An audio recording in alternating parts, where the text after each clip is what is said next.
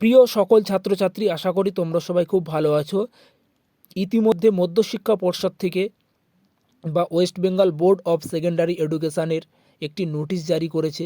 নোটিশে কী লেখা আছে একটু দেখে নাও, এবং কোন কোন জায়গায় ইলেকশন বা ভোটের কারণে ছুটি থাকছে সেগুলিও তোমাদের আমি বলে দিচ্ছি, একটু দেখো।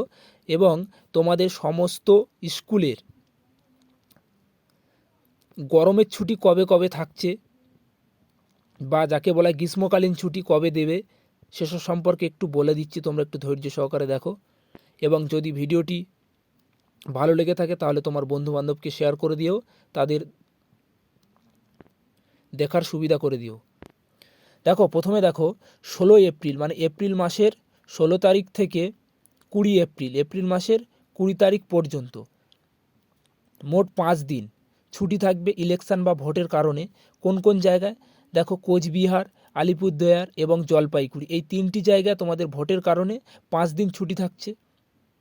তারপরে নেক্সট দেখো 24 এপ্রিল, এপ্রিল মাসের 24 তারিখ থেকে এপ্রিল মাসের 27 তারিখ পর্যন্ত মোট 4 দিন ছুটি থাকবে। কোন কোন জায়গায় ছুটি থাকবে ইলেকশন বা ভোটের কারণে? দার্জিলিং, কালিম্পং, উত্তর দিনাজপুর এবং দক্ষিণ দিনাজপুর, এই সমস্ত জায়গায় তোমাদের 4 দিন ছুটি থাকবে।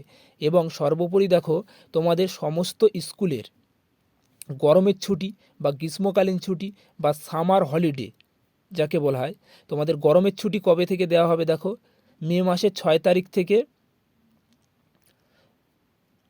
এবং জুন মাসের 2 তারিখ পর্যন্ত তোমাদের ছুটি থাকবে।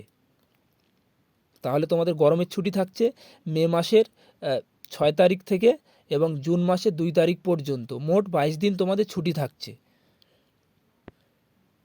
ভিডিওটি সম্পূর্ণ দেখার জন্য অসংখ্য ধন্যবাদ।